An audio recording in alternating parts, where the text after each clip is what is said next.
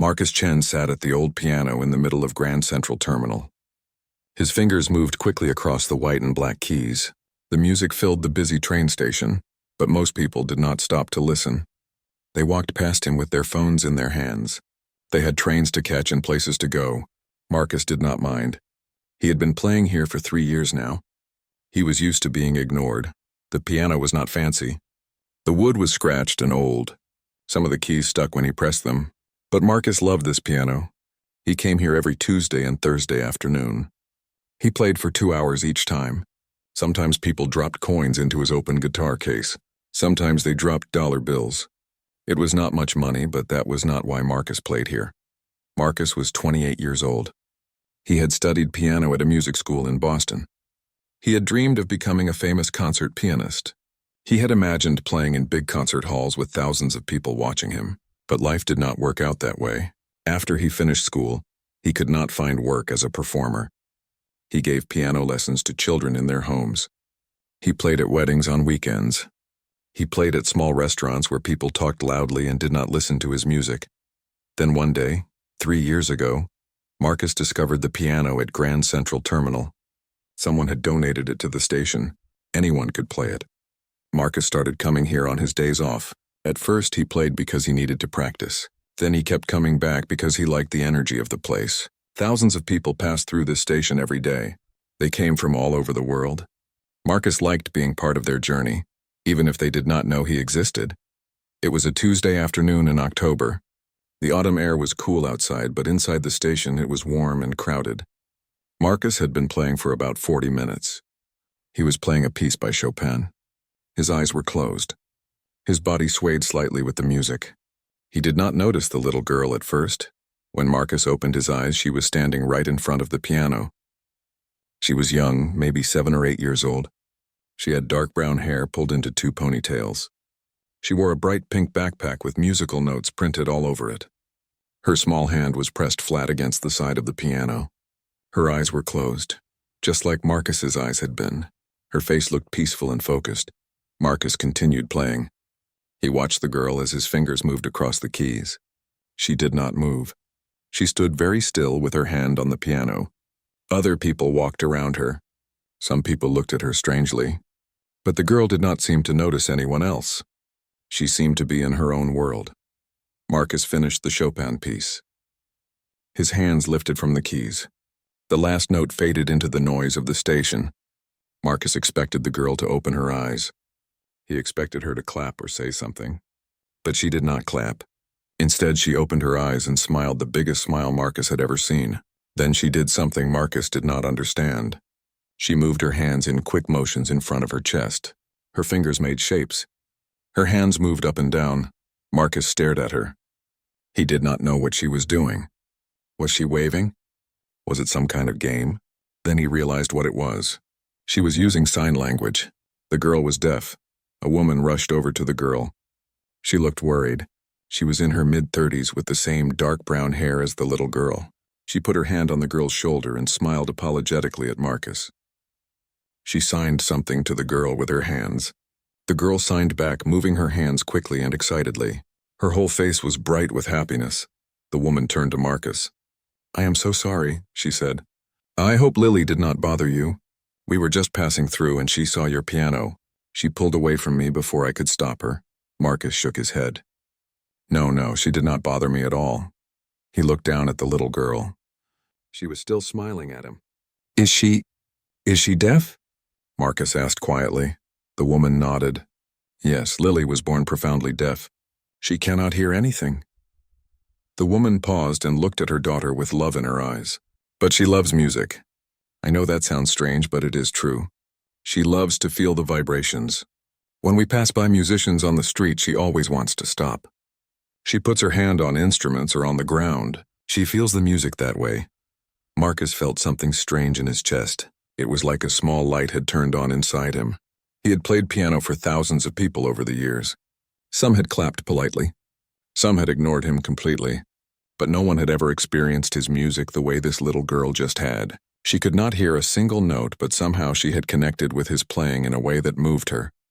"What is your name?" Marcus asked the woman. "I am Sarah," she said.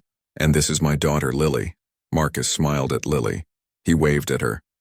Lily waved back and then signed something to her mother. Sarah laughed. "She wants to know if you will play another song. She says she really liked how the last one felt. It made her think of leaves falling from trees." Marcus's eyes widened. She could tell that. "From just the vibrations?" Sarah nodded. "Lily is very sensitive to vibrations and patterns. She may not hear the actual notes, but she picks up on the rhythm, the intensity, the mood. It is her own way of experiencing music." Marcus looked at the piano and then back at Lily. "Of course I will play another song," he said. He gestured for Lily to come closer. He pointed to the spot right next to the piano where she had been standing. Lily's face lit up. She quickly moved back to that exact spot and placed both hands on the piano this time. Marcus thought carefully about what to play next. He wanted to choose something that would create strong vibrations, something Lily could really feel. He decided on a piece by Beethoven. It had deep bass notes and powerful chords. Marcus began to play. As his hands moved across the keys, Marcus watched Lily. Her eyes were closed again. Her mouth was slightly open. Her whole body seemed to be absorbing the music. When Marcus played the low notes, Lily's eyes squeezed tighter. When he played the high notes softly, her face relaxed. It was like she was having a conversation with the music. She was listening with her hands, with her body, with something deeper than ears. Other people started to notice. A businessman in a suit stopped walking. He stood a few feet away and watched. A teenager with headphones pulled them down around her neck. An elderly couple paused with their suitcases. They all watched the little deaf girl experiencing music in her own special way. Marcus played for 6 minutes. When he finished, he lifted his hands from the keys slowly. Lily opened her eyes. She was crying. Small tears ran down her cheeks.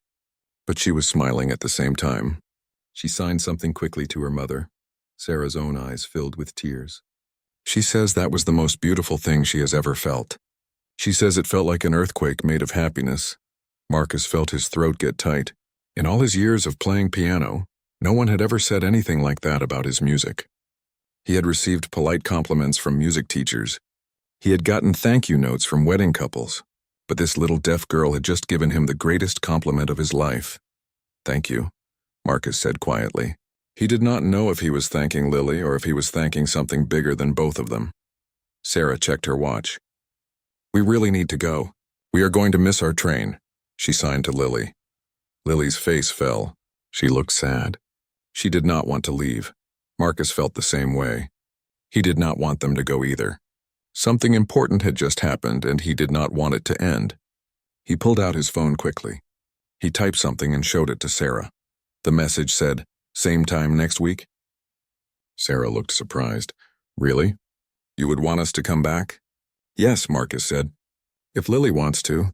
I play here every Tuesday and Thursday from 2 to 4 in the afternoon. You could come whenever you like," Sarah signed to Lily. Lily read her mother's hands and then jumped up and down with excitement. She nodded her head yes over and over again. She ran to Marcus and hugged him around his waist. Marcus was startled at first, but then he gently patted her back. Sarah laughed. "I think that means yes. We will come next Tuesday if we can. We live about 30 minutes away, but I think I can make it work." "Good," Marcus said. "I will be here." Sarah and Lily started to walk away, but Lily stopped after a few steps. She turned back around. She looked at Marcus and put her hand over her heart. Then she pointed at him. It was a simple gesture, but Marcus understood what it meant. She was telling him that his music touched her heart.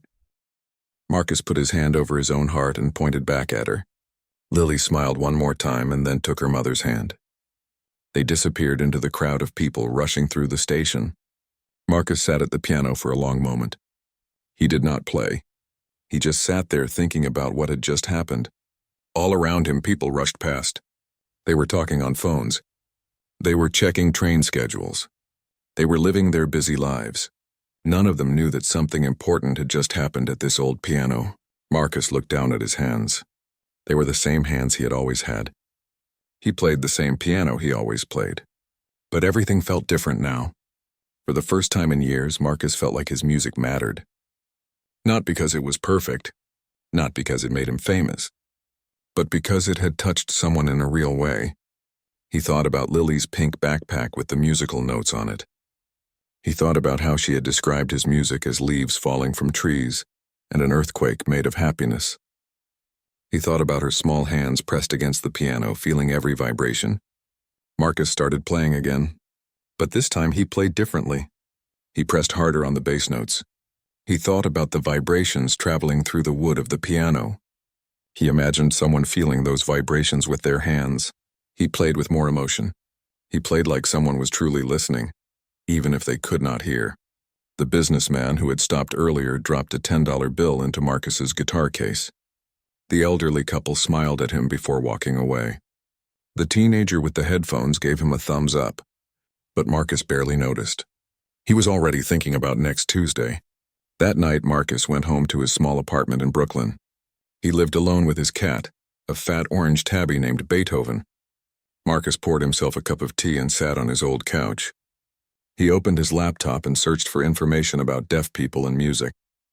He read articles about famous deaf musicians. He learned that Beethoven himself had gone deaf but continued to compose music. He read about Evelyn Glennie, a deaf percussionist who felt music through her body. He watched videos of deaf people at concerts feeling the bass through the floor and the air. Marcus learned that deaf people experience music through vibrations, through visual performance, through the emotions on musicians' faces. Music was not just about sound. It was about feeling and seeing and experiencing rhythm and pattern. The more Marcus read, the more excited he became. He started thinking about which pieces of music would create the strongest vibrations. He thought about bass-heavy compositions and rhythmic patterns. He made a list of pieces to practice before next Tuesday. He also found a website that taught basic sign language. Marcus had never learned to sign before. He had never needed to, but now he wanted to. He wanted to be able to communicate with Lily. He wanted to tell her things about the music he played. He wanted to ask her what she felt. Marcus stayed up until midnight learning simple signs. Hello. Thank you. Music. Beautiful. Happy. His hands felt clumsy making the shapes. His fingers did not move as smoothly as they did on piano keys. But he kept practicing. The week moved slowly. Marcus taught his regular piano students. He played at a wedding on Saturday, but his mind kept returning to Tuesday. He wondered if Sarah and Lily would really come back. Maybe Sarah would be too busy. Maybe Lily would forget about him. Maybe it had just been a one-time thing. Tuesday finally arrived. Marcus got to Grand Central Terminal at 1:30, 30 minutes earlier than usual. He sat at the piano and warmed up his fingers. He played scales and exercises, but his eyes kept looking at the crowd, searching for a little girl with a pink backpack. 2 o'clock came. Marcus started playing. He chose a piece with strong bass notes just in case Lily showed up. But she was not there. He played for 15 minutes, 20 minutes, 30 minutes. His hope started to fade. Maybe they were not coming. Maybe he had imagined how special their connection was. Maybe it did not mean as much to them as it meant to him. Then at 2:40, Marcus saw her. Lily was running through the crowd, pulling her mother behind her. She still wore the pink backpack with musical notes. When she saw Marcus at the piano, her whole face lit up. She ran faster. Marcus felt relief flood through him. They came. They actually came back. Lily reached the piano, breathing hard from running. She waved at Marcus with both hands. Marcus stopped playing. He smiled at her and made a sign he had practiced all week. He put his hand near his forehead and brought it down in front of him. It was the sign for hello. Lily's eyes went wide with surprise and happiness. She signed back. Hello, then she signed something else. Sarah, catching up to her daughter, laughed. She says she is happy to see you again. Marcus felt warm inside. He signed back, hoping he got it right. I am happy to see you too. This was just the beginning of something beautiful. Marcus could feel it. Something had changed in his life. This little girl who could not hear had somehow helped him find the true meaning of his music. And he could not wait to see where this friendship would go. Marcus spent the whole week between their first meeting and this Tuesday doing research. Every night after teaching his piano students, he sat at his laptop and learned everything he could about deaf culture. He watched videos about how deaf people communicate. He read articles about their community and their experiences. He learned that many deaf people do not see themselves as disabled. They see themselves as part of a different culture with their own language and way of experiencing the world. He learned that capital D deaf meant someone who was part of the deaf community and culture, while lowercase deaf just meant someone who could not hear. He learned that not all deaf people want to be fixed or to hear. Many are proud of who they are. Marcus also spent hours every evening practicing sign language. His fingers, so graceful on piano keys, felt awkward making signs, but he kept practicing. He learned simple phrases. How are you? What do you feel? Do you like this song? He practiced in front of his mirror. His cat Beethoven watched him with confused eyes as Marcus's hands moved in strange patterns. Marcus also researched how deaf people experience music. He learned about the science of vibrations. He learned that low-frequency sounds create stronger vibrations that can be felt through the body. He learned that many deaf people enjoy going to concerts where they can feel the bass through the floor. Some deaf people put balloons on their laps to feel the vibrations more strongly. He made careful notes about which musical pieces had the deepest bass notes. He practiced compositions by Beethoven, who had written powerful, vibration-heavy music even after he went deaf. He practiced pieces with strong rhythms that would create clear, distinct patterns Lily could feel. Now, as Lily stood in front of him at the piano on the second Tuesday, Marcus felt ready. He had prepared something special. He gestured for Lily to put her hands on the piano, like she had done last week. Lily placed both palms flat against the wooden side of the piano. Her eyes were bright with excitement. Sarah stood a few steps back. She looked tired. There were dark circles under her eyes that Marcus had not noticed last week. But she smiled as she watched her daughter. Marcus began to play. He had chosen Beethoven's Moonlight Sonata. The first movement started slowly with deep rolling chords. The bass notes created vibrations that Marcus could feel through the piano bench. He hoped Lily could feel them too. He watched her as he played. Lily's eyes closed. Her face became very peaceful. Her hands pressed harder against the piano like she was trying to feel every single vibration. The deep bass notes rolled through the piano's wooden body. Marcus played each note with extra care, pressing the keys firmly to create the strongest vibrations possible. As the music continued, Marcus started to do something new. He began to move his body more as he played. When the music got louder, he leaned forward and put more energy into his movements. When the music got softer, he sat back and made gentler motions. He wanted Lily to be able to see the music as well as feel it. When Marcus looked up, he saw that Lily's eyes were open. She was not just listening with her hands anymore. She was watching him. She watched how his body moved. She watched how his face changed with the emotion of the music. When Marcus looked sad, Lily's face became sad too. When Marcus smiled at a beautiful part, Lily smiled back. Something magical was happening. They were communicating without words and without sound. The music was creating a bridge between them. Marcus finished the first movement of the Moonlight Sonata. He paused before starting the second movement. During the pause, Lily took her hands off the piano. She started to move her arms slowly, the way Marcus had been moving while he played. She was copying his movements. She was dancing to the music she had just felt. Sarah gasped quietly. Marcus looked at her. There were tears running down Sarah's face. She signed something to Marcus and then spoke out loud. She has never done that before. She has never danced to music. Marcus felt his own eyes getting wet. He started playing again. This time he played the second movement, which was faster and more playful. As he played, he moved his shoulders and nodded his head with the rhythm. He made his movements bigger and clearer so Lily could see them easily. Lily watched for a moment. Then she started to move again. She copied Marcus's movements, but she also added her own. She spun in a slow circle. She lifted her arms above her head. She was creating her own dance based on what she felt and saw. Other people in the train station started to notice. A young woman with a baby stroller stopped to watch. An old man with a cane stood nearby. A group of teenagers gathered. They all watched the piano player and the little deaf girl who was dancing to music she could not hear. Marcus played for 12 minutes straight. He played 3 different pieces. Each piece had a different feeling. One was slow and sad. One was fast and happy. One was powerful and strong. And for each piece, Lily created a different dance. Her movements matched the emotion perfectly, even though she could not hear the notes. When Marcus finally stopped playing, the small crowd that had gathered started to clap. Lily could not hear the applause, but she could see it. She could see all the people clapping and smiling. She looked surprised and a little shy. She ran to her mother and hid behind Sarah's legs. Sarah knelt down and signed to her daughter. Lily peeked out from behind her mother. She signed something back. Sarah laughed and translated for Marcus. She wants to know if she did something wrong. She is not used to people paying attention to her like this. Marcus quickly signed what he had practiced. You are beautiful. He hoped he got the signs right.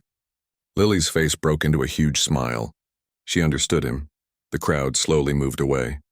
People went back to catching their trains and rushing to their appointments. But a few people dropped money into Marcus's guitar case. One man dropped a $20 bill. More money than Marcus usually made in a whole afternoon. But Marcus barely noticed the money. He was thinking about what had just happened. Lily had not just felt his music. She had understood it. She had translated it into movement and emotion. She had made the music her own. Sarah checked the time on her phone. We should probably go soon. But Lily brought something to show you. Sarah said something to Lily in sign language. Lily nodded excitedly and took off her pink backpack. She unzipped it and pulled out a notebook. It was purple with stars on the cover. Lily opened the notebook and showed it to Marcus. The pages were filled with drawings. There were swirls of color, sharp zigzag lines, gentle waves, and bursts of shapes. At first, Marcus did not understand what he was looking at.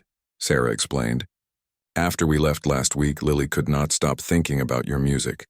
So she drew what she felt. Each drawing represents a different part of the song you played. Marcus looked closer at the drawings. One picture had red and orange swirls spinning around the page. Another had gentle blue waves flowing across the paper. Another had sharp black lines shooting up like fireworks. Each drawing was completely different, but each one captured a feeling. These are amazing, Marcus said. He looked at Lily. You made these? He pointed at the drawings and gave her a thumbs up. Lily nodded proudly. She flipped to a new page in her notebook. She handed Marcus a pencil. She pointed at herself, then at the piano, then at the blank page. Marcus understood. She wanted him to play something, and she would draw what she felt right now. Marcus nodded. He thought for a moment about what to play. He decided on a piece by Chopin, the same composer he had been playing when they first met. It was a waltz with a bouncing, circular rhythm. As Marcus played, Lily sat down on the floor next to the piano with her notebook on her lap. She pressed one hand against the piano to feel the vibrations. With her other hand, she drew. Her pencil moved across the page in quick, confident strokes. She used different colors from a small pack of colored pencils in her backpack. Marcus watched her while he played. He had never seen anyone experience his music this way. Lily was not just listening or watching.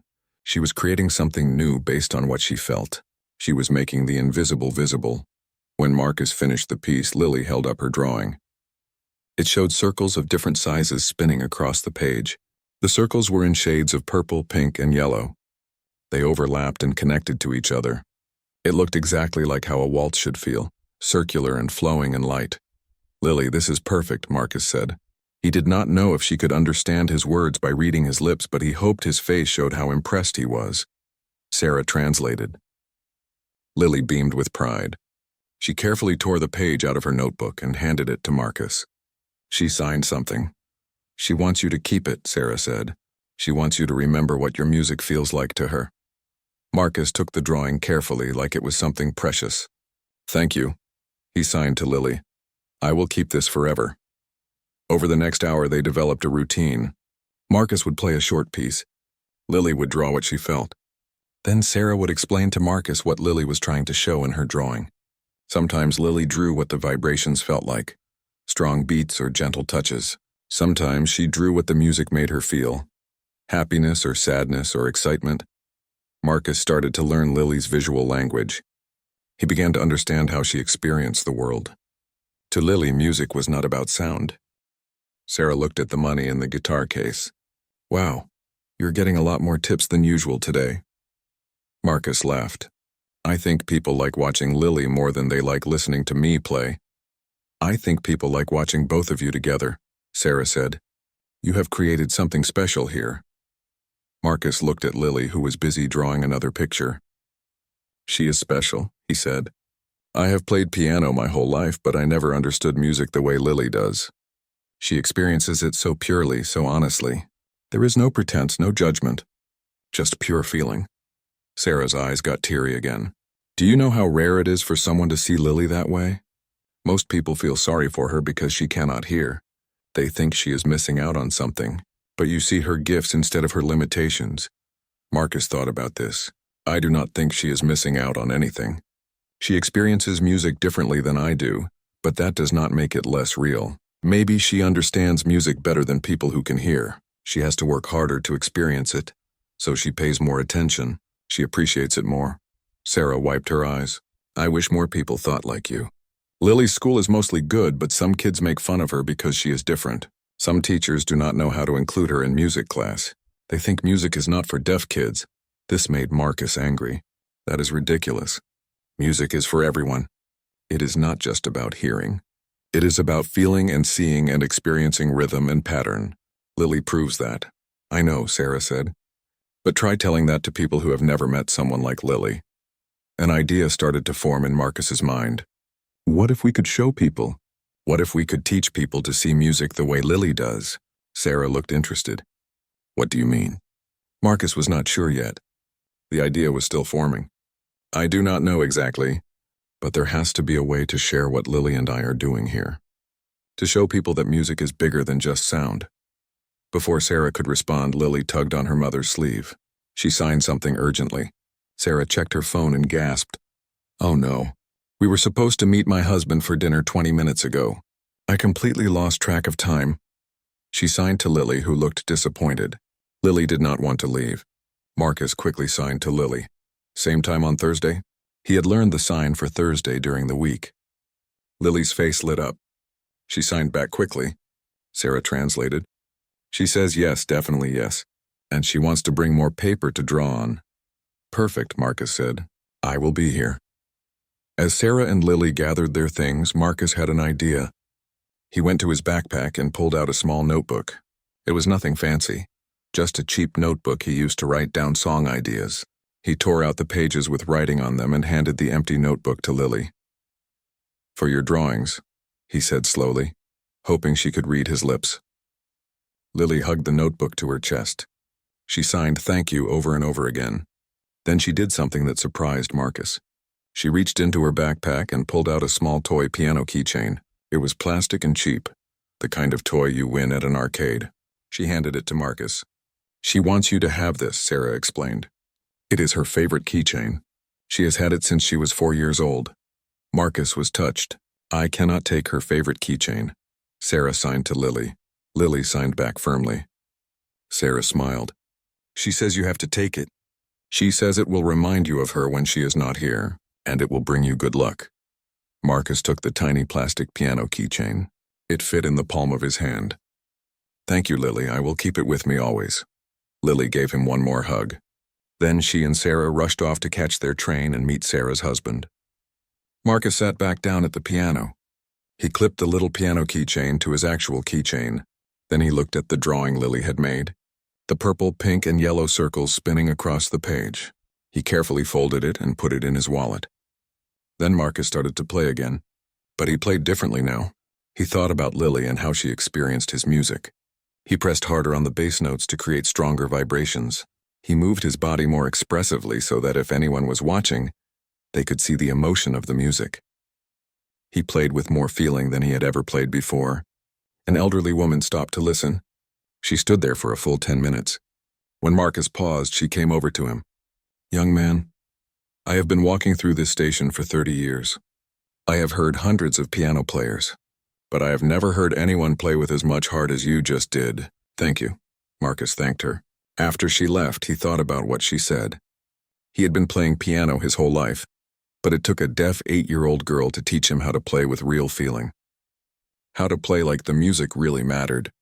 How to play like someone was truly listening with their whole body and soul. Marcus played for another hour. People stopped to listen more than usual. He made more money in tips that day than he had made in any single day before. But the money was not important. What was important was the shift that had happened inside him. For years, Marcus had been playing piano as a job, as a duty, as something he was supposed to do because he had studied music in school. But now, for the first time in a long time, he remembered why he had fallen in love with music in the first place. Music was not about being perfect or famous. It was about connection. It was about touching someone's heart. It was about sharing emotion in a way that words could never do. That night, Marcus went home and did more research. He looked up deaf musicians and deaf dancers. He watched videos of deaf people at concerts. He read articles about how music can be made more accessible to deaf people. The more he learned, the more excited he became about his friendship with Lily. He also started a new project. He created a playlist of music specifically chosen for strong vibrations and clear rhythms. He made notes about which pieces made which kinds of feelings. He practiced moving his body more expressively while he played. He was preparing for Thursday. Marcus also spent time each night practicing more sign language. He was getting better. His hands were learning to speak in a new way. He learned signs for different emotions: happy, sad, excited, calm, angry, peaceful. He learned signs for musical words: fast, slow, loud, soft, high, low. On Thursday afternoon, Marcus got to Grand Central Terminal extra early. He set up his space carefully. He put out his guitar case for tips. He attached the little piano keychain Lily had given him to his backpack where he could see it. He warmed up his fingers with some scales. At exactly 2 o'clock, Lily and Sarah arrived. Lily was carrying the notebook Marcus had given her. It was already half full of drawings. She ran to Marcus and gave him a high five. Then she put her hands on the piano, ready for music. Marcus smiled. He started to play, and as he played, Lily danced and drew and experienced the music in her own beautiful way. Other people gathered to watch. Some recorded videos on their phones. Some just stood and watched with wonder on their faces. This became their routine. Every Tuesday and Thursday afternoon, Lily and Sarah would come to Grand Central Terminal. Marcus would play, and Lily would feel and see and draw the music. They were becoming more than just musician and listener. They were becoming friends. They were teaching each other about music and life and seeing the world in new ways. Marcus had spent 3 years playing piano in this train station, feeling invisible and unimportant. But now everything had changed. One little deaf girl had reminded him why music mattered, and Marcus knew that his life would never be the same again. 6 months passed like a beautiful dream. Every Tuesday and Thursday, Lily and Sarah came to Grand Central Terminal. Every Tuesday and Thursday, Marcus played piano, while Lily felt the vibrations and created her dances. Their friendship grew deeper with each visit. Marcus had become much better at sign language. He could now have simple conversations with Lily without Sarah translating. Lily taught him new signs. Marcus taught her about different composers and styles of music. They had created their own special language that mixed sign language, facial expressions, body movements, and music. Lily's collection of music drawings had grown. She now had 3 full notebooks filled with colorful pictures representing different songs. Each drawing was unique. Fast songs had sharp, energetic lines. Slow songs had gentle curves and soft colors. Happy songs had bright yellows and oranges. Sad songs had deep blues and purples. Marcus kept all of Lily's drawings that she gave him. He had them pinned up on the walls of his small apartment. When he looked at them, he saw music in a completely new way. He saw what music looked like from Lily's perspective. The regular commuters at Grand Central Terminal had gotten used to seeing Marcus and Lily together. Some people came to the station on Tuesdays and Thursdays specifically to watch them. A small crowd would gather each time. People smiled as they watched the deaf girl dance to music she felt through her hands and saw through Marcus's movements. Marcus made more money from tips than ever before. He was able to cut back on some of his other work. He did not have to play at as many restaurants or weddings. He could focus more on his music and his time with Lily. But then, one Tuesday in March, everything changed. Sarah arrived alone.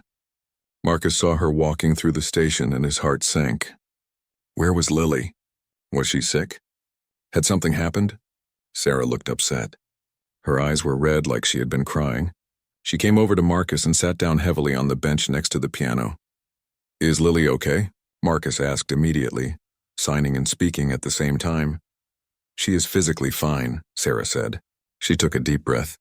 But something happened at school yesterday. Something that has her very upset. What happened? Marcus asked. Sarah explained. Lily's elementary school was having its annual talent show in 2 months. Every year, the school encouraged all students to participate. Students could sing, dance, do magic tricks, or show any other talent they had. Lily had never participated before. She had always felt too different, too left out, but this year was different. After months of experiencing music with Marcus, Lily had become confident. She loved music now. She understood it in her own way. So she told her teacher that she wanted to be in the talent show. She wanted to do something with music. Her teacher did not know what to say. How could a deaf child do something with music in a talent show? The teacher talked to the principal. The principal talked to Sarah, and they all tried to be nice about it, but the message was clear. They did not think Lily should perform. They thought it would be embarrassing for her. They thought the other kids would not understand. They told her she could participate in a different way, Sarah said, her voice shaking with anger and sadness. They said she could help with the decorations or work backstage. They basically told her that music was not for deaf kids. Marcus felt anger rise up in his chest. That is not right. That is not fair to Lily. I know, Sarah said. But what can I do? I talked to the principal. I tried to explain that Lily experiences music in her own way.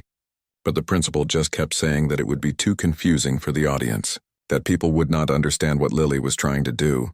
Where is Lily now? Marcus asked. She is home with her father, Sarah said. She did not want to come today.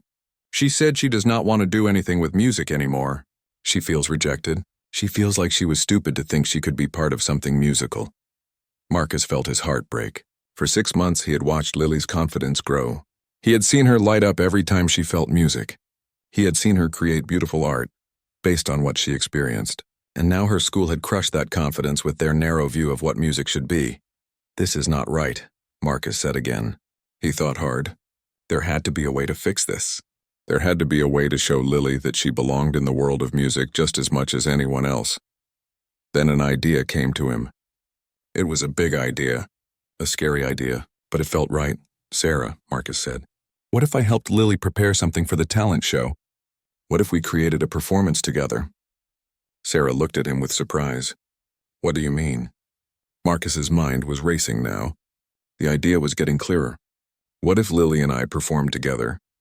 I could play piano and Lily could show the audience how she experiences the music. She could dance the way she dances here. She could show her drawings. We could teach people that music is not just about hearing.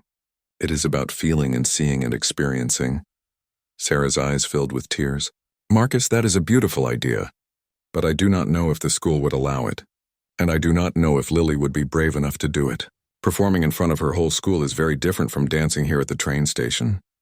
I know, Marcus said, but we have to try.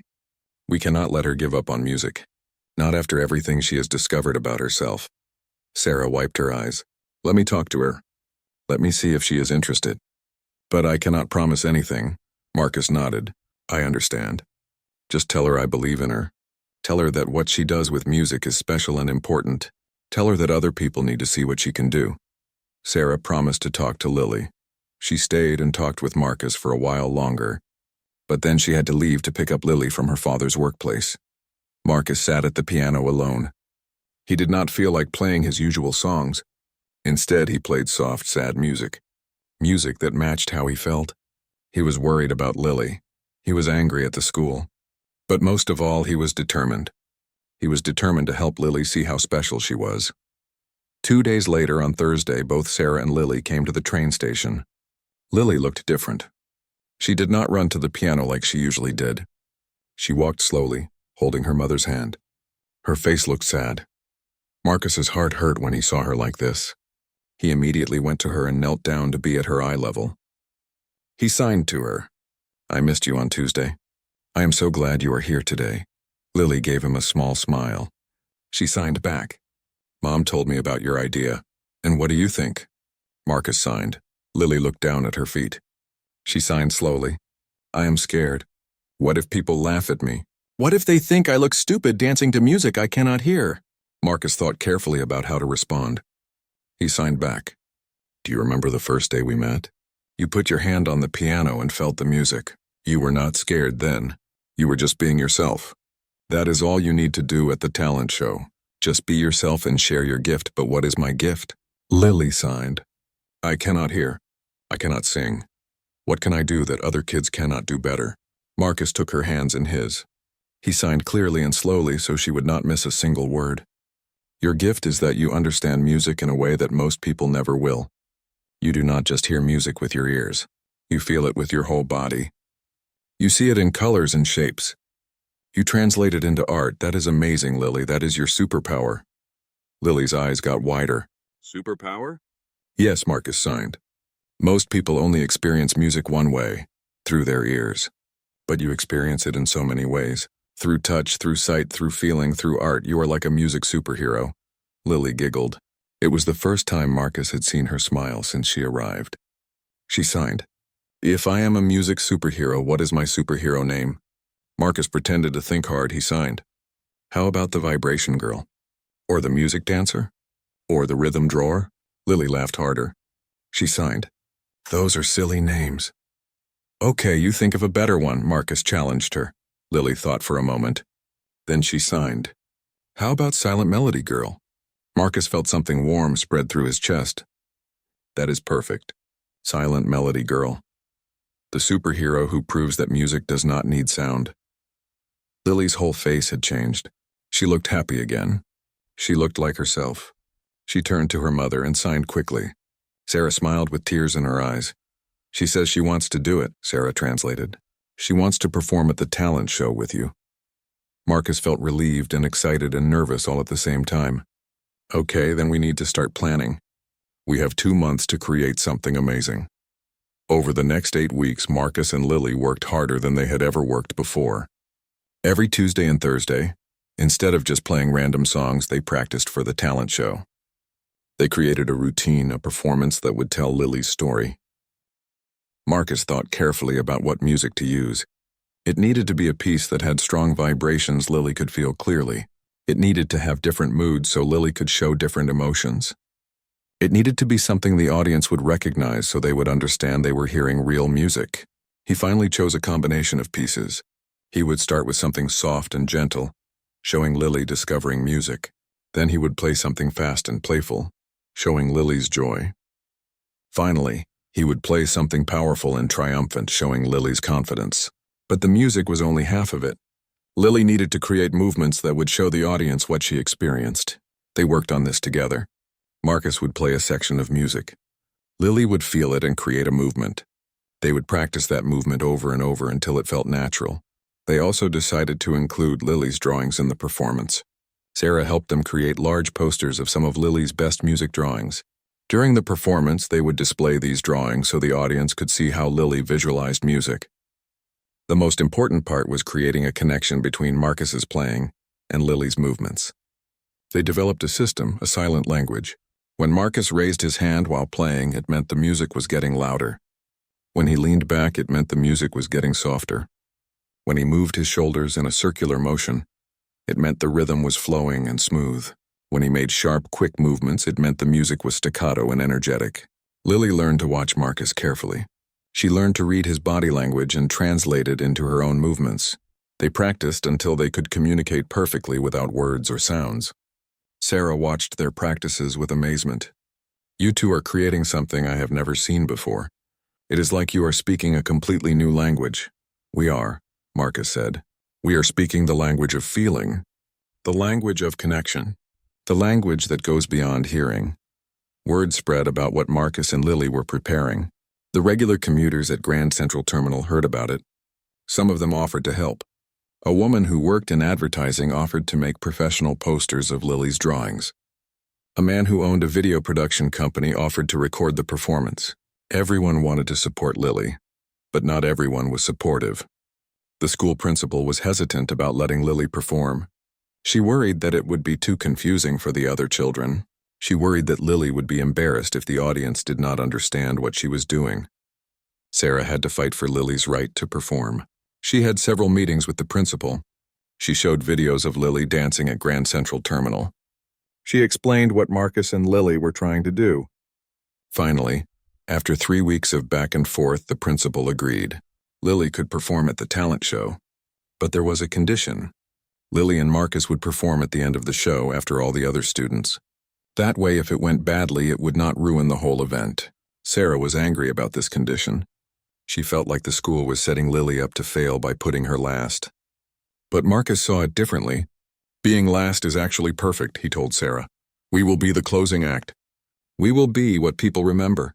And trust me, after they see what Lily can do, they will never forget her. As the talent show got closer, Lily became more nervous. She had nightmares about performing. She worried that she would forget her movements.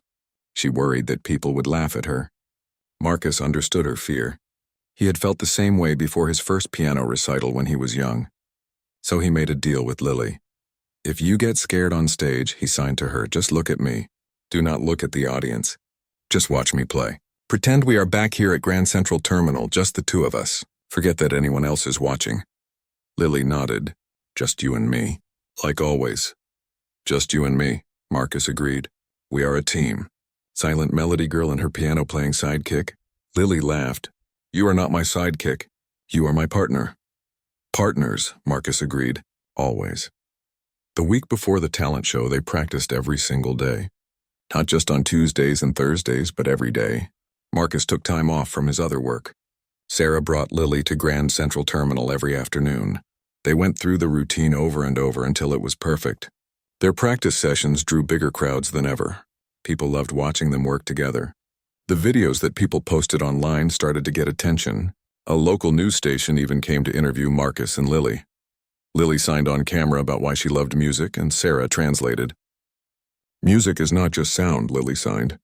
Music is feeling. Music is rhythm. Music is emotion. Anyone can experience music if they open their heart to it. The news story aired 2 days before the talent show.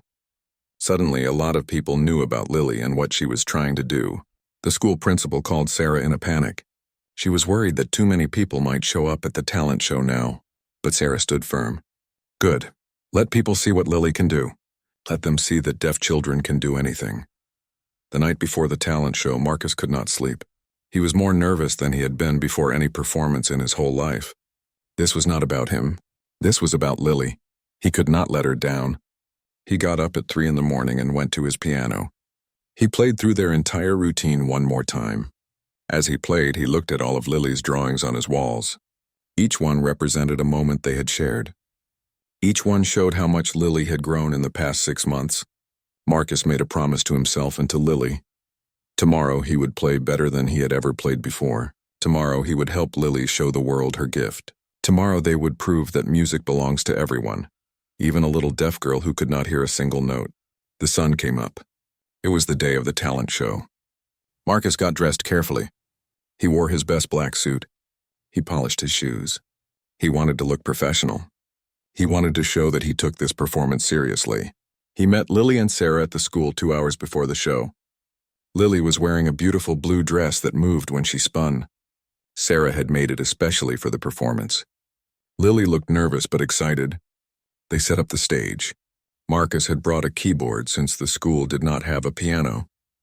They hung up the posters of Lily's drawings around the stage. They did one final practice run. As they practiced, other students and parents started to arrive. They looked curiously at the posters and at Lily and Marcus. Some people whispered. Marcus could tell they were skeptical. They did not understand what was about to happen. The talent show began. Student after student performed. There were singers and dancers and a kid who did magic tricks. There was a girl who played violin and a boy who did stand-up comedy. All the performances were good. The audience clapped politely after each one. Finally, it was time for the last performance. The principal came on stage. She looked uncomfortable as she introduced them. Our final performance tonight is a bit unusual, she said. Marcus Chen and Lily Rodriguez will be showing us how a deaf child can experience music. Let us give them a chance to share their unique presentation. The principal's words were not mean, but they were not encouraging either. Marcus could tell she still did not fully believe in what they were doing, but Marcus did not care what the principal thought. He looked at Lily standing at the side of the stage. She looked small and scared. Her hands were shaking. Marcus went over to her and knelt down. He signed to her. Remember, just you and me. We are partners. We are going to show them something beautiful. Lily took a deep breath. She signed back. Just you and me. Marcus stood up and walked to the keyboard. He sat down and put his hands on the keys. Lily walked to the center of the stage. The auditorium full of people got quiet. And then Marcus began to play. The first notes came out soft and gentle. Marcus played with his whole heart. He had chosen to start with a piece that would create gentle vibrations, like a whisper or a soft breeze. His hands moved lightly across the keyboard. He played each note with perfect care. On stage, Lily stood very still. Her eyes were closed. Her small hand was stretched out toward the keyboard, even though she was several feet away. She was feeling for the vibrations in the air. The audience watched her with confusion. What was this little girl doing? Why was she not moving? But Marcus knew this was part of their plan. He had told Lily to take her time, to really feel the music before she started moving, to show the audience that she needed a moment to connect with what he was playing. After about 30 seconds, Lily opened her eyes. She looked at Marcus. He nodded at her with encouragement. And then, slowly, Lily began to move. Her movements were so gentle at first that some people in the audience almost missed them. She raised one arm slowly, her fingers spread wide like she was reaching for something precious. She took a small step forward. Her other arm rose. She moved like she was floating, like she was underwater. Marcus watched her while he played. He matched his body movements to hers, swaying gently as his fingers created the soft melody.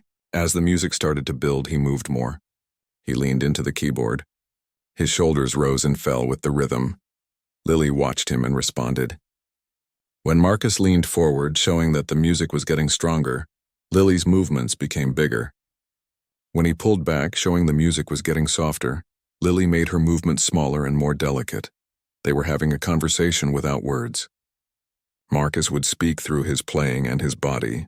Lily would answer through her dance. Back and forth they went, communicating in their special language that only they understood. The audience started to realize what they were seeing. This was not just a dance. This was not just a piano performance. This was something completely new. This was a deaf girl and a hearing pianist creating music together in a way that went beyond sound. Parents who had been skeptical started to lean forward in their seats.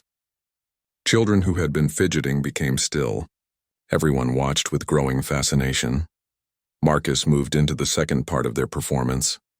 The music changed from soft and gentle to fast and playful. He played a piece with a bouncing rhythm, full of joy and energy. His hands jumped across the keys. He made big, exaggerated movements with his shoulders and head, making it clear that the music had changed. Lily responded immediately. Her face broke into a huge smile. She began to spin across the stage. Her blue dress flew out around her like a flower opening. She jumped. She twirled. She clapped her hands above her head. She showed pure joy in every movement. The audience started to smile too. It was impossible not to feel happy watching Lily dance with such freedom and happiness. Some children in the audience started moving in their seats, wanting to dance along with her. This section lasted about 2 minutes. Marcus played faster and faster. Lily danced faster and faster.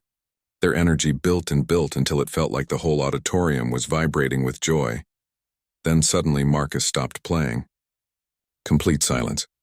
Lily stopped moving too. She stood in the middle of the stage, completely still, her chest rising and falling as she caught her breath. Her hand went to her heart. The silence lasted for 5 long seconds. It was so quiet that you could hear people breathing. Marcus had planned this silence carefully. He wanted the audience to experience what Lily experienced every day. He wanted them to feel what silence was like. He wanted them to understand that silence was a part of Lily's music too. During those 5 seconds of silence, Lily stood with her hand on her heart. Her face showed deep feeling. She looked peaceful, but also a little sad. She was showing the audience that silence was not empty. Silence had its own meaning, its own importance. Then Marcus began the final section of their performance. This was the most important part. This was where they would show everyone what they had really created together. Marcus played powerful, strong chords. The music was triumphant. It was confident. It was the sound of someone who had overcome challenges and was declaring their strength to the world. He played with all his energy.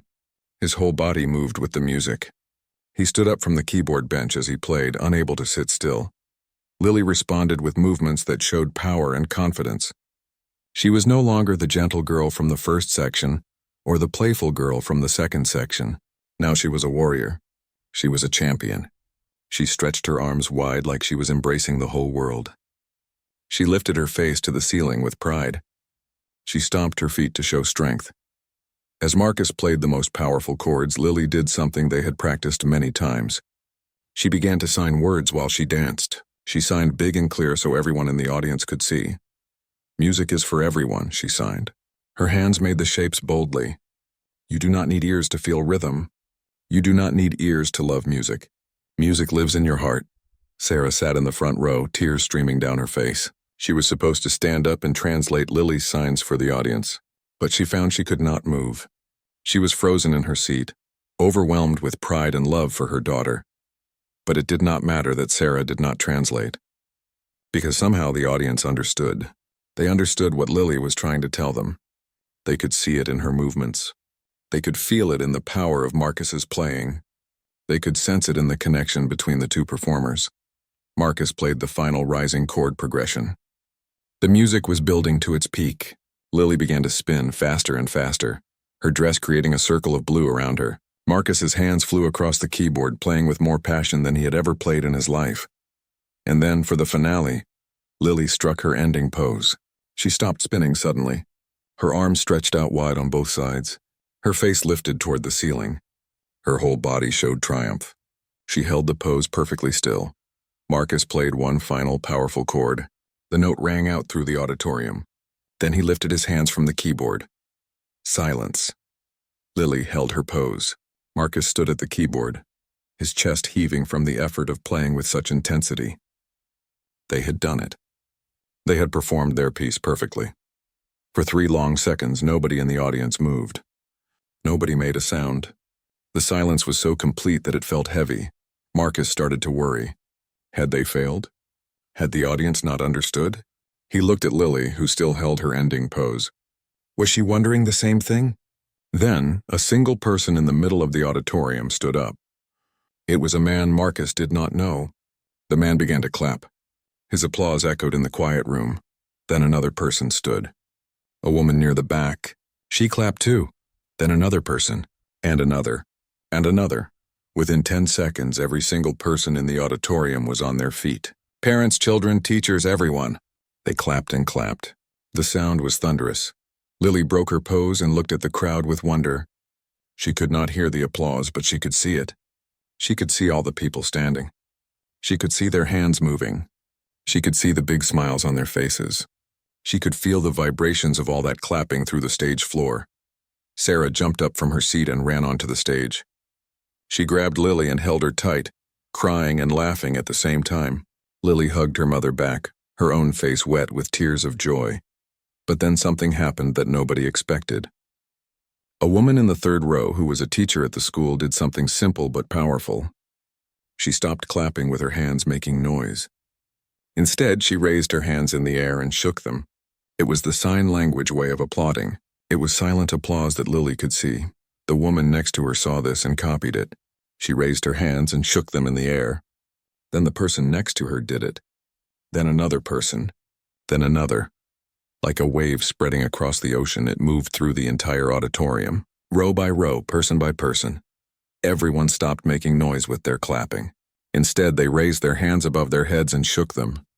Hundreds of hands waving in the air. A silent thunderstorm of appreciation. Lily saw this and her eyes went wide. Her mouth opened in surprise. She had never seen anything like this in her life. The entire auditorium was applauding in a way she could see. They were speaking her language. They were meeting her in her world. Lily started crying harder, but these were happy tears, the happiest tears she had ever cried. She turned to Marcus and ran to him. She threw her arms around his waist and hugged him as tight as she could. Marcus knelt down and hugged her back. He had tears in his eyes too.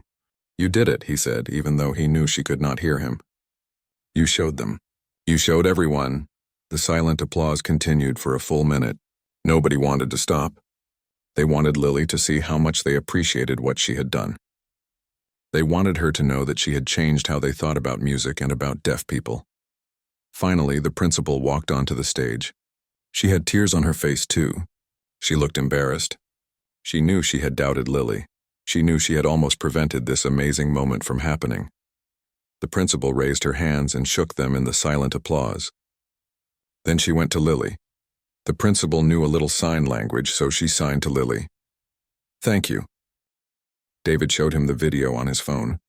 Marcus watched himself and Lily perform. Seeing it from the audience's perspective was strange. He could see what the audience saw. He could see the connection between him and Lily. He could see how their movements matched. He could see the emotion on Lily's face. "This is really good," Marcus said. "You should post this online. I think people would like to see it." David looked uncertain. "Do you think so? I mean, it is just a school talent show." "It is more than that," Marcus said. "It is a story about breaking barriers. It is a story about music being for everyone. It is a story that people need to hear." Sarah agreed. "David, you should post it. Let people see what our daughter can do." That night, David posted the video on social media. He wrote a simple caption. "My deaf daughter performed in her school talent show with her friend Marcus. She showed everyone that music is not just about hearing, it is about feeling." The family went home. Lily was so tired from the excitement that she fell asleep in the car. But she had a smile on her face even while sleeping. Marcus went home to his apartment too. He was exhausted but too excited to sleep. He kept replaying the performance in his mind. He kept seeing the moment when the audience started doing the silent applause. He kept remembering the look on Lily's face when she realized what they were doing. Marcus knew that tonight had changed something. Not just for Lily, but for him too. For 3 years he had been playing piano at Grand Central Terminal, feeling like his music did not matter, feeling like he was wasting his talent, feeling like he had failed at his dream of being a concert pianist. But tonight showed him that he had not failed. He had just been measuring success the wrong way. Success was not about playing in fancy concert halls or being famous. Success was about touching people's lives. Success was about using music to bring people together and to help them understand each other. Marcus finally fell asleep at 3 in the morning. The little plastic piano keychain that Lily had given him months ago clutched in his hand. The next morning, Marcus woke up to his phone buzzing constantly. Text messages, emails, social media notifications. What was happening? He checked his phone. The video that David had posted had gone viral. It had been shared thousands of times overnight. People from all over were watching it and commenting on it. The comments made Marcus cry. People wrote things like, "This is the most beautiful thing I have ever seen. I never understood deaf people before, but now I do. This little girl is a hero. We need more teachers like this man." The video had 50,000 views by morning. By lunchtime, it had 100,000 views. By the end of the day, it had reached 500,000 views. News websites started writing articles about it. People were calling it the most beautiful performance of the year. Marcus called Sarah to tell her about the video going viral. Sarah already knew. Her phone had been buzzing all morning too. "I cannot believe how many people have seen it," Sarah said. "Lily is famous now. She has no idea what is happening because she is at school." "How do you think she will feel about it?" Marcus asked. "I think she will be proud," Sarah said, "but also maybe a little overwhelmed. We will have to help her understand what this all means." Over the next few days, the video continued to spread. It reached 1 million views, then 2 million, then 5 million, then 10 million. Within a week, 20 million people had watched Lily and Marcus's performance. News reporters wanted to interview them. Television shows wanted them to perform. Schools wanted them to come speak. Everyone wanted a piece of the story, but through all of the attention, Marcus and Lily stayed true to what they had always been. Every Tuesday and Thursday they still met at Grand Central Terminal. Marcus still played piano.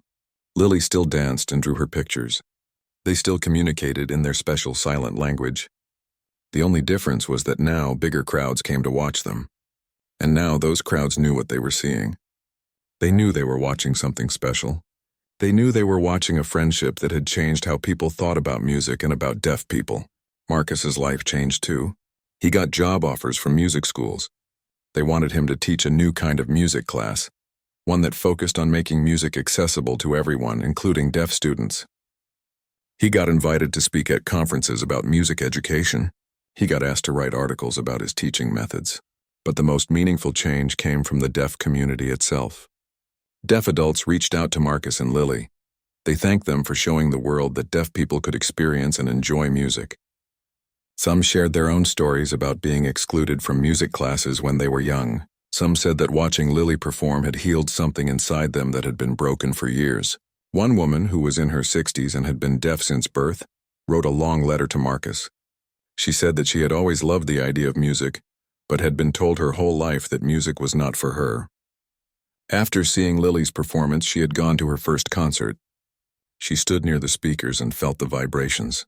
She watched the musicians' movements, and for the first time in her life, she felt like she was part of the music world. Marcus read that letter to Lily. Even though Lily was only 8 years old, she understood the importance of what the woman was saying. Lily signed to Marcus. "We helped her feel included. That makes me happy." "You helped a lot of people feel included," Marcus signed back. "You are changing the world, Lily, one performance at a time." 3 weeks after the talent show, Marcus and Lily were invited to perform on a national morning television show. The show flew them to New York City, put them up in a fancy hotel, and treated them like celebrities. Lily was excited and nervous. She had never been on television before. The morning of the show, Marcus and Lily practiced in the television studio. The producers wanted to make sure everything would work perfectly. They set up cameras at different angles. They positioned lights. They did sound checks for Marcus's keyboard. One of the producers, a young woman named Jessica, pulled Marcus aside. "We want to make sure the audience at home understands what they are watching," she said.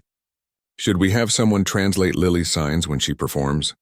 Marcus thought about this. "I think that would be good. But make sure the translator does not take attention away from Lily. The focus should stay on her." Jessica nodded. "We can put the translations as text on the screen. That way people can read what Lily is signing without missing her performance." "That sounds perfect," Marcus agreed. When it was time to perform, Marcus and Lily walked onto the television studio stage. There was a live studio audience of about 200 people. Cameras were pointed at them from multiple directions. The bright lights were intense. Marcus looked at Lily. She looked scared. Her hands were shaking. This was much bigger than the school talent show. This was being broadcast to millions of people across the country. Marcus knelt down next to her. He signed, "Remember what I told you before the talent show? If you get scared, just look at me. Forget about the cameras. Forget about the audience. Just you and me, partners." Lily took a deep breath. She signed back, "Just you and me, partners." The television host finished introducing them. The studio lights dimmed slightly. Marcus sat at the keyboard. Lily took her position at the center of the stage. Marcus began to play. And just like at the talent show, Lily started to dance. She moved with the same grace and emotion she always had. She told her story through movement. She showed the television audience what music felt like to her. The studio audience watched in complete silence. Even the camera operators seemed to forget what they were doing. Everyone was mesmerized. When Marcus and Lily finished their performance, the studio audience erupted in applause. But then, just like at the talent show, people started to raise their hands and do the silent applause. Within seconds, the entire studio was filled with hands waving in the air. Lily saw this and broke into the biggest smile. She bowed to the audience. Then she ran to Marcus and hugged him. The television host came over to them. She had tears in her eyes. "That was the most beautiful thing we have ever had on this show," she said. "Thank you both for sharing your gift with us." The host interviewed Marcus and Lily for a few minutes after the performance. She asked Lily questions, and Sarah, who was sitting in the audience, translated Lily's sign language answers. "How does it feel to be inspiring so many people?" the host asked Lily. Lily signed, "I do not think of myself as inspiring. I just want to show people that being deaf does not mean you cannot do things. It just means you do them differently." "What would you say to other deaf children who are watching?" the host asked. Lily thought for a moment. Then she signed, "Do not let anyone tell you what you cannot do. If you love something, find a way to do it. There is always a way." The audience applauded again.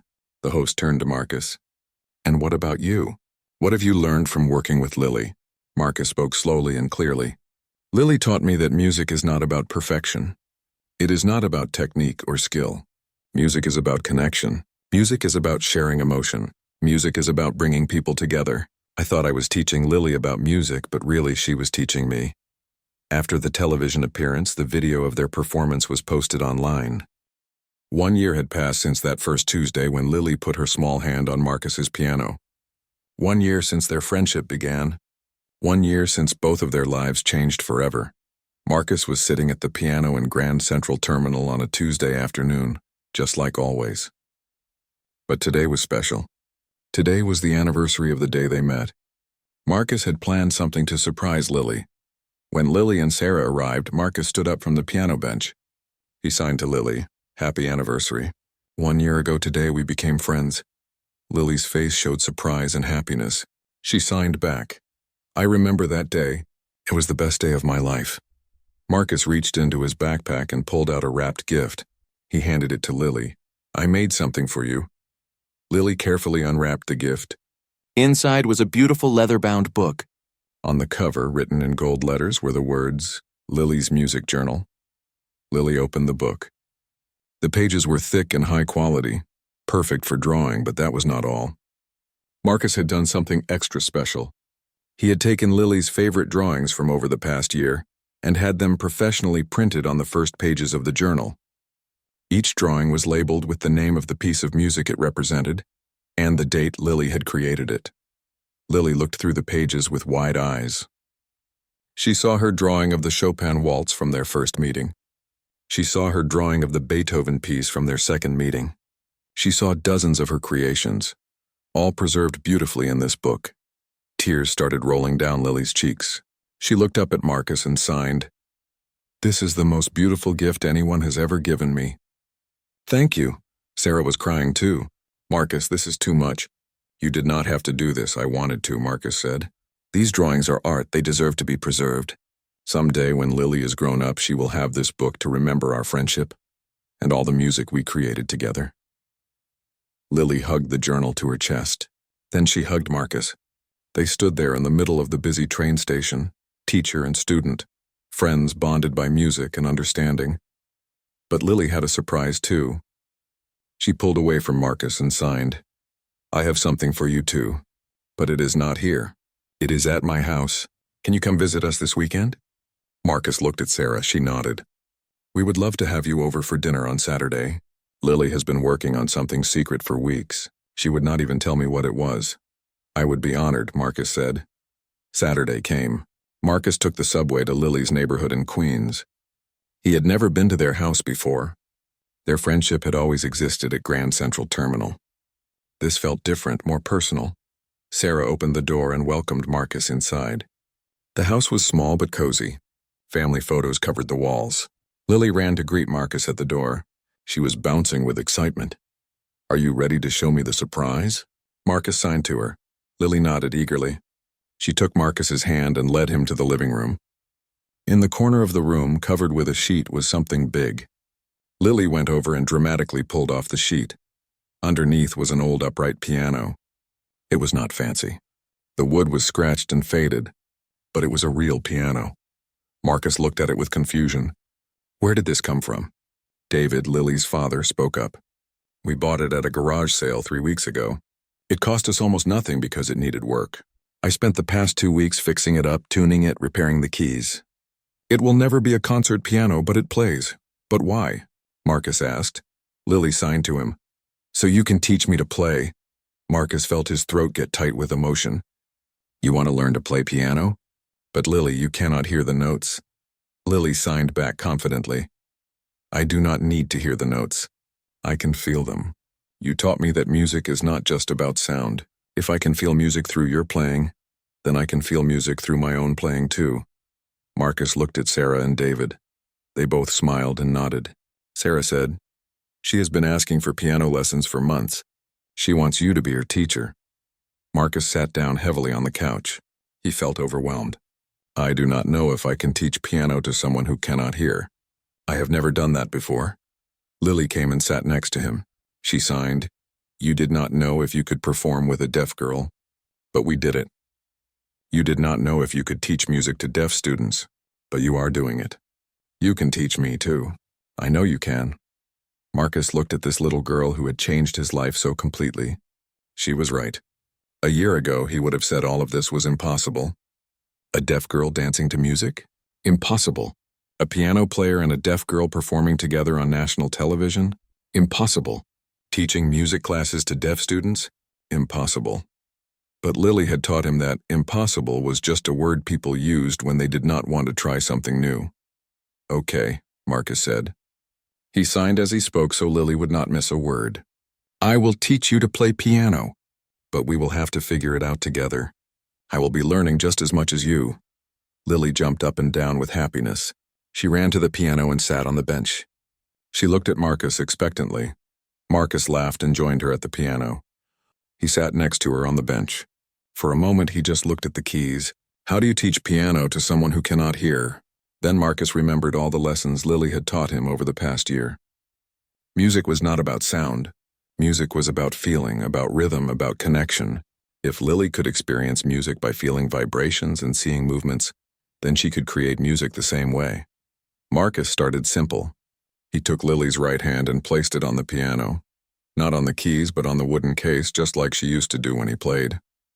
"Feel this," he said and signed. Then with his other hand, Marcus pressed a low C note. The piano vibrated. Lily felt it through her hand. Her eyes lit up. Marcus pressed the note again, then a third time. Lily felt the rhythm. She started to nod her head with the beat. Then Marcus took Lily's finger and placed it on the C key. He helped her press it down. The note sounded and the piano vibrated. Lily felt the vibration through her finger this time, more directly than ever before. Her face showed pure joy. She pressed the key again by herself. Then again. She was making music. She was creating the vibrations instead of just receiving them. For the next hour, Marcus taught Lily the basics. He taught her to find middle C. He taught her the names of the white keys. He taught her simple rhythms by having her feel the pattern of vibrations. Lily could not hear if she played a wrong note. But Marcus taught her to feel the vibrations. Lower notes created deeper vibrations. Higher notes created lighter vibrations. Even though the vibrations felt similar, there were small differences. With practice, Lily started to recognize those differences. Sarah and David watched from the doorway. Sarah whispered to her husband, "I cannot believe what I am seeing. She is actually learning to play." "I never doubted Marcus," David whispered back. "If anyone could figure out how to teach our daughter piano, it would be him." That Saturday became a regular thing. Every Saturday afternoon, Marcus would come to Lily's house for a piano lesson. Week by week, Lily learned more. She learned to play simple melodies with one hand. She learned to count beats by feeling the rhythm. She learned to play with expression by varying how hard she pressed the keys. It was slow progress. What might take a hearing student 1 week to learn took Lily 3 or 4 weeks. But Lily never got frustrated. She loved every minute of it. She loved creating music with her own hands. Marcus learned a lot too. He learned to teach music in completely new ways. He learned to use visual cues and physical feelings instead of sound. He learned patience. He learned that there were many ways to understand music. Marcus started sharing what he learned from teaching Lily. He wrote articles for music education journals about teaching piano to deaf students. He gave presentations at conferences. Other music teachers who had deaf students reached out to him for advice. One day, Marcus got an email from a prestigious music school in Manhattan. They wanted to hire him as a professor. They wanted him to develop a new program for teaching music to deaf students. It was a dream job, the kind of position Marcus had always wanted, but there was a problem. The job would require Marcus to stop playing at Grand Central Terminal. It would require him to give up his Tuesdays and Thursdays with Lily. The schedule would be too demanding. Marcus thought long and hard about this decision. This was the kind of job that could make him respected in the music education world. This was the kind of job that would pay well and give him security. This was the kind of job his parents had always hoped he would get. But when Marcus imagined giving up his time at Grand Central Terminal, giving up his sessions with Lily, he felt sick to his stomach. That piano in the train station was where he had found himself. That was where he had discovered his true purpose. And Lily, this amazing little girl, had been the catalyst for everything good in his life. Marcus made his decision. He turned down the job. When he told Lily and Sarah, they were shocked. "But Marcus," Sarah said, "this is a huge opportunity. You cannot give that up for us." Marcus signed to Lily as he spoke so she would understand too. "I am not giving it up for you. I am choosing what makes me happy. Playing piano at Grand Central Terminal makes me happy. Teaching you makes me happy. Working with deaf students in a more flexible way makes me happy." What Marcus said was true. Over the past year, his work with Lily had inspired dozens of other music teachers to start working with deaf students. His videos had reached millions of people. His presence at Grand Central Terminal made music feel accessible in a way that a fancy concert hall never could. Marcus had found his calling.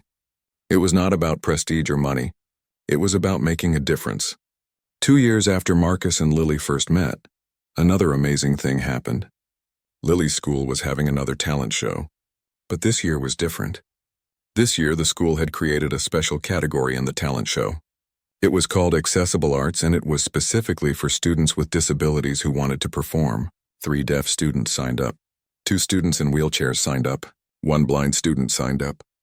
The school had learned from Lily's performance 2 years ago. They had learned that all students deserved a chance to show their talents. Lily was asked to perform again, but this time she had a different idea. She did not want to perform with just Marcus. She wanted to perform with other deaf students too. Lily had been teaching a few deaf children from her school how to experience music the way she did. She had shown them how to feel vibrations. She had shown them how to create dances based on what they felt. Now she wanted to perform with them. Marcus helped Lily organize a group performance.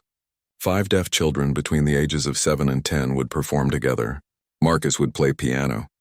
The children would each have a section where they showed how they experienced that piece of music. They practiced for weeks. Each child developed their own style. 1 girl loved fast, energetic music and created jumping, spinning dances. 1 boy loved slow, peaceful music and created flowing, gentle movements. 1 girl loved to draw while the music played, just like Lily had taught her. The night of the talent show arrived. Marcus was nervous, but in a good way.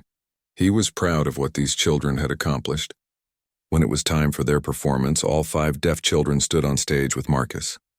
The audience, which included many people who had seen Lily's viral video from 2 years ago, waited with excitement.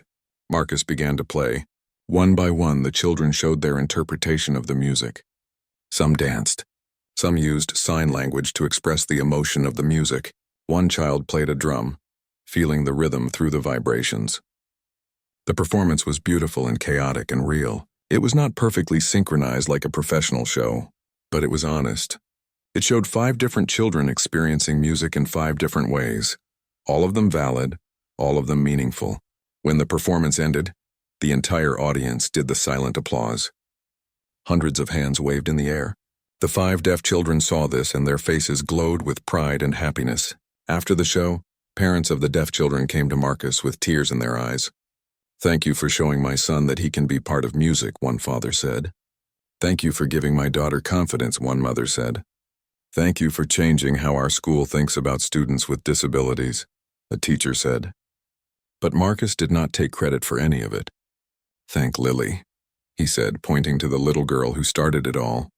She was the brave one. She was the one who showed everyone what was possible. I just helped her share her gift. Lily, now 10 years old, stood with her friends and accepted the thanks with grace. She had grown so much in the past 2 years. She was confident. She was kind. She was a leader. She used her experience to help other children feel included and valued. The local news station came to cover the talent show. They interviewed Marcus and Lily again. The reporter asked Lily what she wanted to do when she grew up. Lily signed, "I want to be a music teacher for deaf children. I want to help them discover music the way Marcus helped me." The reporter turned to Marcus. "How does it feel knowing you have inspired Lily to follow in your footsteps?" Marcus looked at Lily with love and pride. "I think I have it backwards. Lily inspired me.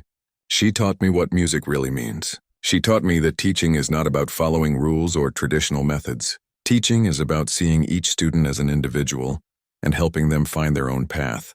If Lily becomes a teacher, she will be amazing at it because she understands what it feels like to be excluded. She will never let a child feel left out." 3 more years passed. Lily was now 13 years old. She was in middle school. She was still taking piano lessons with Marcus every Saturday. She could now play complex pieces with both hands. She still could not hear the music, but she knew music in her own deep way. Lily had started a club at her school called Music for Everyone. The club taught students about how people with different disabilities could experience and create music. Deaf students, blind students, students with physical disabilities, all were welcome. The club had 30 members and was one of the most popular clubs in the school. Marcus was now 33 years old. He still played piano at Grand Central Terminal every Tuesday and Thursday. The crowds that came to watch him had grown. Sometimes hundreds of people gathered. Many came specifically hoping to see Lily dance, even though she only came on Tuesdays now because of her school schedule. Marcus had also published a book. It was called Silent Melodies: Teaching Music Beyond Sound. The book detailed his methods for teaching music to deaf students. It included many stories about his friendship with Lily. The book became required reading in many music education programs across the country. But despite all this success, Marcus's favorite moments were still the simple ones. Saturday afternoons teaching Lily piano in her living room. Tuesday afternoons at Grand Central Terminal, playing music while Lily danced. These quiet moments of connection meant more to him than any award or recognition. One Tuesday afternoon, Marcus was playing at the terminal as usual. Lily was dancing nearby. The crowd was watching. It was a normal, beautiful day. Then Marcus noticed a little boy about 7 years old standing very close to the piano. The boy had his hand pressed against the piano just like Lily had done 5 years ago. The boy's mother stood behind him watching. When Marcus finished the piece, he looked at the little boy. Marcus signed, "Did you enjoy the music?" The boy's eyes went wide. He signed back, "You know sign language?" "Yes," Marcus signed. "Are you deaf?" The boy nodded. He signed, "I cannot hear anything, but I can feel the piano vibrating. It feels nice." Marcus's heart swelled. This was exactly like his first meeting with Lily 5 years ago. History was repeating itself. Marcus looked at the boy's mother. "What is your son's name?" "His name is Daniel," the mother said. "We just moved to New York last month." Daniel has been sad about leaving his friends and his old school. But when he saw you playing piano, he smiled for the first time in weeks. Marcus smiled at Daniel. He signed, "Would you like to come back next Tuesday? I play here every week. You can feel the music anytime you want." Daniel's face lit up. He signed, "Really? I can come back?" "Of course," Marcus signed. Music is for everyone. Lily had been watching this interaction. She came over and knelt down next to Daniel. She signed to him, "My name is Lily. I am deaf too. This is my friend Marcus. He taught me that deaf people can love music just as much as hearing people. Do you want to be our friend?" Daniel nodded eagerly. He signed, "Yes, I want to be your friend." And just like that, the cycle began again. Another deaf child discovering music, another friendship forming, another life changing. As Marcus watched Lily welcome Daniel, showing him how to feel the different vibrations, teaching him that being deaf did not mean missing out on music, Marcus felt deep gratitude. 5 years ago, he had been a struggling piano player who felt invisible and purposeless. He had thought his life was going nowhere. Then one little deaf girl put her hand on his piano and changed everything. Marcus had learned that sometimes the most important moments in life come when you least expect them. Sometimes your purpose finds you instead of you finding it. Sometimes the student teaches the teacher more than the teacher teaches the student. Marcus began to play again. Lily and young Daniel both put their hands on the piano to feel the vibrations.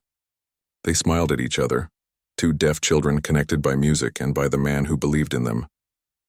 The crowd around them grew larger. People pulled out their phones to record the touching scene. But Marcus was not thinking about the crowd or the cameras.